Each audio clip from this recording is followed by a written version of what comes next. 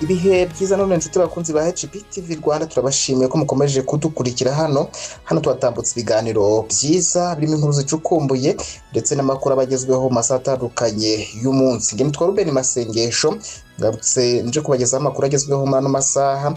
Ndaza kubabwira ko mu mujyi wa Kigali abantu 10 bagwiriwe na korutire, umwe ahita yitaba Imana. Ndaza kubabwira kandi u Rwanda rugiye gukoresha drone mu guhiga abatwika imyanda mu buryo bunyuranyije n'amategeko. Hanze y'u Rwanda, Leta Zunze Ubumwe za Amerika ngo urukundo rwaburije inyubako ndende i New York batabwa muri yombi. Muri Congo, AFC M23 yamaganye ibihano ivugwamo Amerika yafatiye kompani z'amabuye y'agaciro. Mu Burundi, Ndayishimiye yazamuye mu ntera abajenerali 4 kandi azakubwira ko AFC M23 iteganya ngo gushinga leta yigenga mu burasirazuba bwa Repubulika ya Demokarasi ya Congo. Akaba ari byatangajwe na raporo ya Loni. Mu Burundi kandi ari kuvuga indi nkuru ivuga yuko ngo banze gushyingura umugore we atarasoza gutanga inkwano. Ndaza no kwabwira ku nkuru ivuga yuko FDLR yeruriye Trump kidakozwa ibyo kurambika hasi intwaro. Izo nizo ngingo tugiye kubajyana mu makuru yacu, reka mu mwanya muto tuze tuyarambura.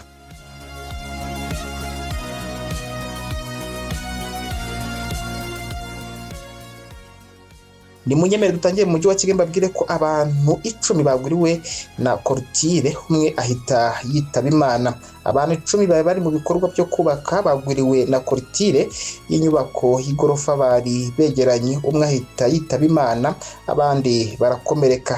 Ibi byabaye ku itariki ya 2 Nyakanga 2026 mu masaha ya mu gitondo, bibera mu murenge wa Kimironko, ni mu kagari ka Kibagabaga, mu mudugudu wa Rumuri, mu karere ka Gasabo, ni mu mujyi wa Kigali. Umuvugizi wa polisi mu mujyi wa Kigali yitwa CIP Werarisi Gahonzire yabwiye Umuseke ko iyi mpanuka yatewe no kuba abubatse baracukuye hasi bakayisesereza. CIP Werarisi Gahonzire yavuze ko polisi, ishami rishinzwe ubutabazi ndetse n'inzego z'ibanze zo muri uriya murenge batabaye basanga hari abantu bagwiriwe n'ubwo rukuta bakurwamo ariko bakomeretse. Ni mu gihe uwitabye Imana yahise ajyanwa mu biruhukiro by'ibitaro bya Kacyiru ndetse n'iperereza kuri iyi mpanuka rikaba ryahise ritangira. Umuvugizi wa polisi mu mujyi wa Kigali CIP Werarisi Gahonzire asaba abafite inyubako kujya bitonda mu kubaka kugira ngo birinde icyateza impanuka icyo ari cyo cyose. Amakuru mashya avuga ko aba bakozi bose bakomeretse bamaze gusezererwa mu bitaro. Reka dukomereze kuri nkuru ivuga yuko u Rwanda rugiye gukoresha drone mu guhiga abatwika imyanda mu buryo bunyuranyije n'amategeko. Ikigo cy'igihugu gishinzwe kurengera ibidukikije REMA cyatangaje ko bitarenze mu kwezi kwa Kanama 2026 leta izaba yatangiye gukoresha indege zitagira abapilote zizwi nka drone mu gutahura no gukumira abatwika imyanda mu buryo bunyuranyije n'amategeko, cyane cyane ababikora nijoro. Byatangajwe n'umuyobozi mukuru wa REMA Juliette Kabera ubwo yagezaga ibisobanuro kuri komisiyo ya Sena ishinzwe ububanyi n'amahanga, ubumwe bw'Abanyarwanda n'umutekano mu biganiro byagarukaga ku ngamba zo kugabanya ibyago by'ibiza. Yagize ati turi kwinjiza ikoranabuhanga rishya kandi bitarenze mu mpera za Kanama tuzaba dufite drone za mbere zizadufasha kugenzura abatwika imyanda mu buryo bunyuranyije n'amategeko, bizadufasha gufata ababikora nijoro. Yasobanuye ko iri koranabuhanga rizanabafasha gutahura abatwika imyanda iteje ibyago, harimo imyanda ituruka mu bigo nderabuzima, ibintu bisanzwe bigora abagenzuzi kubimenya mu igenzura risanzwe. Kabera yavuze ko kandi ko gukoresha drone bizafasha REMA gukemura ikibazo cy'ubuke bw'abagenzuzi b'ibidukikije. Yagaragaje ko REMA ifite abagenzuzi b'ibidukikije 13 gusa, mu gihe ifite abakozi bagera ku 120 barimo n'abakora mu mishinga itandukanye. Gutangira gukoresha drone ni kimwe mu bikorwa biri muri gahunda yagutse yo gukaza igenzura ry'ihumana ry'ikirere no kubahiriza amategeko arengera ibidukikije.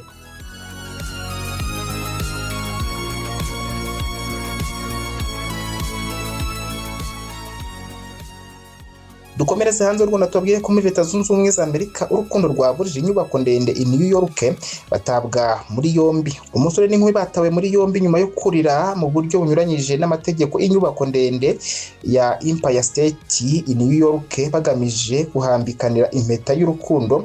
Ni igikorwa cyabaye tariki ya 2 Nyakanga 2026. Abo ni Ivan Kuznetsov w'imyaka 32 na Angelina Nicolau w'imyaka 33 batuye Eastern Orange muri New Jersey ariko bakomoka mu Burusiya. Bombi bahise bashyikirizwa inzego z'umutekano nyuma yo gufatirwa kuri iyi nyubako. Bashinjwa ibyaha bitandukanye birimo kwinjira ahantu hatemewe, kwangiza umutungo, guhungabanya umutekano ndetse n'imyitwarire idahwitse. Amakuru avuga ko aba bombi bafite amateka yo gukora ibi bikorwa byo kuzamuka inyubako ndende badafite ibikoresho byabugenewe bishinzwe kubarindira umutekano. Bigeze kurira inyubako ndende muri Malaysia ifite metero zirenga 600. Mu gihe cy'iki gikorwa aba bombi bageze no hejuru ku gice cy'itumanaho cya Empire State Building gikoreshwa nk'iminara y'amaradiyo ndetse na televiziyo. Ubuyobozi bw'iyo nyubako bwatangaje ko nta kibazo cy'umutekano kigeze kibaho ku bashyitsi n'abakozi nubwo ibikorwa by'aba bombi byari binyuranyije n'amategeko. Polisi ya New York niyo yaje kubafata. Amashusho yasakajwe ku mbuga nkoranyambaga agaragaza Kuznetsov apfukamye asaba Nicolau ko babana, ibintu byabaye mu gihe bari hejuru y'iyo nyubako ndende. Reka dukomereze kuri muri ko AFC M23 yamaganye ibihano ivugwamo Amerika yafatiye kompani z'amabuye y'agaciro. Umutwe w'inyeshyamba wa AFC M23 urwanya ubutegetsi bwa Repubulika ya Demokarasi ya Kongo wamaganye ibihano uvuga ko bibogamye, aho Amerika yabifatiye kompani enye z'amabuye y'agaciro z'u Rwanda n'abazikuriye babiri. Amerika ishinja iryo tsinda gukorana na M23 muri magendo y'amabuye y'agaciro mu buryo bunyuranyije n'amategeko, rikayakura mu burasirazuba bwa Repubulika ya Demokarasi ya Kongo riyajyana mu Rwanda. Amafaranga avuyemo M23 ikayagura intwaro no kwishyura abarwanyi bayo. Mu itangazo umuvugizi wa M23 Lawrence Kanyuka yasohoye mu ijoro ryo kuwa gatatu yagize ati ifatwa ry'ibihano rirarobanura mu gihe ibiganiro by'amahoro bikomeje, ritanga ubutumwa budatanga umusaruro kandi nta musanzu na muke bitanga mu kugera ku mahoro arambye. Kanyuka yaninubiye kuba nta bihano Amerika yafatiye ubutegetsi bwa Kongo n'ingabo z'icyo gihugu. Yavuze ko yemeranya na Amerika ku ngingo ijyanye n'uko umutungo wa DRC ugomba gukorera mbere na mbere inyungu z'abanyekongo.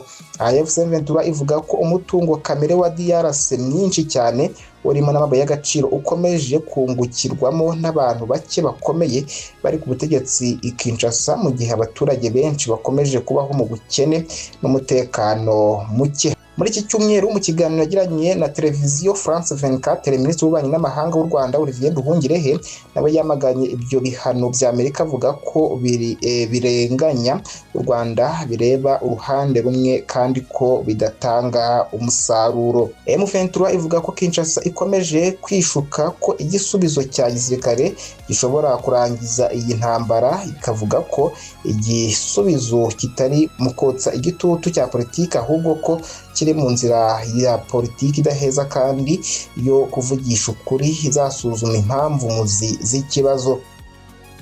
Dukomereze mu Burundi babwiye ko Ndayishimiye yazamuye mu ntera abajenerali 4.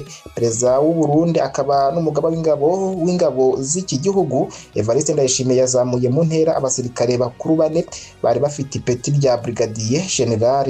Aba ni Elia Ndizigiye uzwi nka Muzinga usanzwe ari umugaba wungirije w'ingabo zirwanira ku butaka, Vena Bibonimana uyobora ingabo zirwanira mu mazi, Herimas Ndabarinze uyobora ingabo zirwanira mu kirere, n'umugenzuzi mukuru muri Minisiteri y'Ingabo Geregwari Ndararigonya bahawe ipeti rya Generali Major. Iteka rya Perezida w'u Burundi ryashyizweho umukono tariki ya 2 Nyakanga 2026, umunsi iki gihugu kizihijeho umunsi w'ubwigenge, rigaragaza ko icyemezo cyo kubazamura mu ntera cyashingiye ku gitekerezo cyatanzwe na Minisitiri w'Ingabo Maria Chantal Nijimbere. Reka dukomereze kuri iyi nkuru iri kuvugwa kuri FDLR. Mbabwire ko FDLR yeruriye Trump ko idakozwa ibyo kurambika intwaro hasi. Umutwe w'iterabwoba FDLR watangaje ko udakozwa ibyo kurambika intwaro ngo keretse wemerewe kujya mu biganiro bya politike byuzuye birimo impande zose. Ibi byatangajwe mu butumwa buvugwa ko uriya mutwe wageneye abayobozi batandukanye barimo na Perezida wa Leta Zunze Ubumwe za Amerika Donald Trump. Nk'uko bigaragara muri raporo y'itsinda ry'impuguke za Loni mu bibazo by'umutekano mu burasirazuba bwa Repubulika ya Demokarasi ya Kongo, aya magambo ya FDLR asobanurwa nk'ibivugwa n'uyu mutwe ubwawo ku mpamvu zawo n'icyo uvuga ko urwanira, aho wemeza ko ugamije kurinda impunzi z'abahutu no gusaba inzira ya politike yatumira abo bireba bose mu biganiro.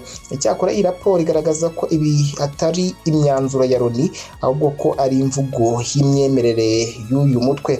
Iyi raporo inavuga ko FDLR igaragaza ko itazashyira intwaro hasi mu gihe ibyo yita ibibazo bya politike bitarakemuka, ndetse ikemeza ko igomba kuba igice cy'ibiganiro birebana n'ejo hazaza h'akarere. FDLR yashyizeho ayo mananiza mu gihe amasezerano ya Washington ateganya ko igomba gusenywa burundu n'ubutegetsi bwa Repubulika ya Demokarasi ya Kongo mu rwego rwo kugarura amahoro n'umutekano mu burasirazuba bw'igihugu. Ku bijyanye n'imbaraga z'uyu mutwe, raporo igaragaza ko FDLR ubwayo yagiye ivuga imibare itandukanye y'abarwanyi bayo, aho ivuga ko ishobora kuba ifite abarenga 10,000 mu gihe ishami ryayo rya CRAP rivuga ko rishobora kuba rifite abarenga 20,000. Ariko Loni hamwe n'inzego z'ubutasi zitandukanye basanga umubare wa nyawo ushobora kuba uri hagati y'3,500 n'2,500. Benshi muri bo bakaba bari mu mutwe wa FDLR FOCO. Umujyanama wa Perezida Donald Trump ku bibazo bya Afurika, Mossad Boros, aherutse kubwira akanama k'umuryango w'abibumbye gashinzwe amahoro n'umutekano ko nyuma y'umwaka amasezerano ya Washington asinywe y'ubutegetsi bwa Kinshasa bwananiwe gushyira mu bikorwa inshingano zo gusenya FDLR nk'uko byari byumvikanweho. Minisitiri w'ububanyi n'amahanga Ambasaderi Olivier Nduhungire aherutse kubwira France 24 ko kuba Kinshasa yarananiwe gusenya uriya mutwe w'abajenosideri biri mu bikomeje kudindiza ishyirwa mu bikorwa by'amasezerano ya Washington.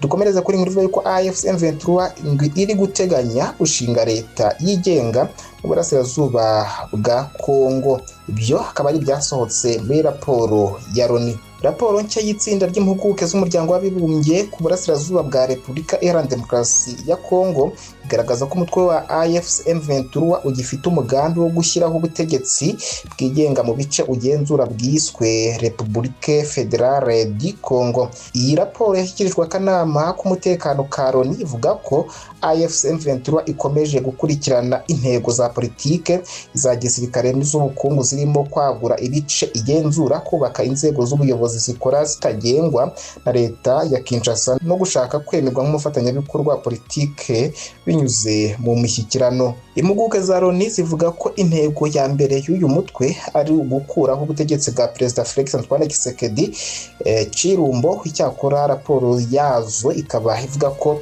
kandi mahitamo ya AFC M23 iteganya gushinga ubutegetsi bwigenga mu burasirazuba bwa Kongo. Impuguke za Loni zivuga ko uyu mutwe wanakomeje gukoresha impamvu yo kurinda abatutsi, abanyamurenge n'abahema ibyo wita ibikorwa byo kuhakorera jenoside mu gusobanura impamvu y'ibikorwa bya gisirikare n'ibyo usaba mu biganiro bya politike. Raporo kandi ivuga ko nubwo akanama k'umutekano ka Loni kafashe umwanzuro w'2773 usaba u Rwanda gukura ingabo zarwo muri Repubulika ya Demokarasi ya Kongo no guhagarika inkunga rushinjwa guha AFC M23, uyu mutwe ngo wakomeje kwagura ibice ugenzura. Mu raporo ibigaragaza kuva ibiganiro bya Doha byatangira muri Werurwe 2025 ubuso bugenzurwa na AFC M23 bwiyongereyeho hejuru ya 35%.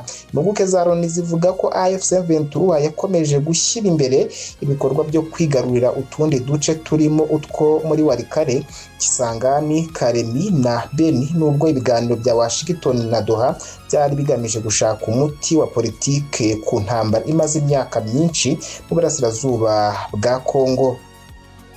Ni munyemere dusoheze kuri inkuru ivuga yuko ngo banze ko ashyingura umugore we atarasoza gutanga inkwano. Ku wa kane tariki ya 25 Kamena 2026 ku irimbi rya Mpanda ni mu ntara ya Bujumbura habereye impaka zikomeye hagati y'imiryango ibiri nyuma y'urupfu rw'umugore ukomoka muri Repubulika ya Demokarasi ya Kongo wari warashakanye n'umurundi. Amakuru atangwa n'abaraho avuga ko igihe bari bagiye gutangira umuhango wo gushyingura, umuryango w'umugore wavuze ko udashobora gushyingurwa mbere y'uko umugabo we cyangwa umuryango we babanza kwishyura inkwano bavuga ko zari zitaratangwa. Umwe mu bagize umuryango yavuze ko impaka zabaye ndende ndetse bamwe batangira no gutaha ndetse kandi ngo umurambo wari utarashyingurwa. Ubushyamirane ngo bwaje gukomeza kugeza ubwo abasirikare bari hafi yaho bahageze bumvikanisha impande zombi. Nyuma y'ibiganiro hafashwe umwanzuro ko umuhango wo gushyingura ukomeza, naho ikibazo cy'inkwano kikazaganirwaho nyuma mu mahoro hagati y'imiryango yombi. Iyi nkuru yatunguye benshi mu Burundi kuko uwo muco utamenyerewe. Gusa umwe mu baturage bakomoka muri Repubulika ya Demokarasi ya Kongo yabwiye Jimbre Magazine dukesha iyi nkuru ko uwo muco ubaho mu bice bimwe na bimwe by'icyo gihugu. Yasobanuye ko atari umuco rusange w'abanyekongo bose, ahubwo ko kunze kugaragara cyane mu bice bimwe byo mu ntara ya Kivu ya ruguru na Kivu y'amajyepfo, aho hari imiryango imwe isaba ko ikibazo cy'inkwano kibanza gukemurwa mbere yo gushyingura umugore wapfuye igihe zari zitaratangwa zose uko zari zarateganijwe. Nshuti bakunzi ba HPTV Rwanda, ni naha dusoje amakuru yagezweho yo muri aya masaha. Bashimiye ko mwari kumwe nanjye. Nge nitwa Ruben Masengesho. Mukomeze mudukurikira hano kuri HPTV Rwanda, tubatambutse ibiganiro byiza biba birimo n'amakuru agezweho mu masaha atandukanye y'umunsi. Utarakora subscribe yayikora kugira ngo ibiganiro dutambutsa hano bijye bimugeraho kandi ku gihe. Mukomeze kugira ibihe byiza.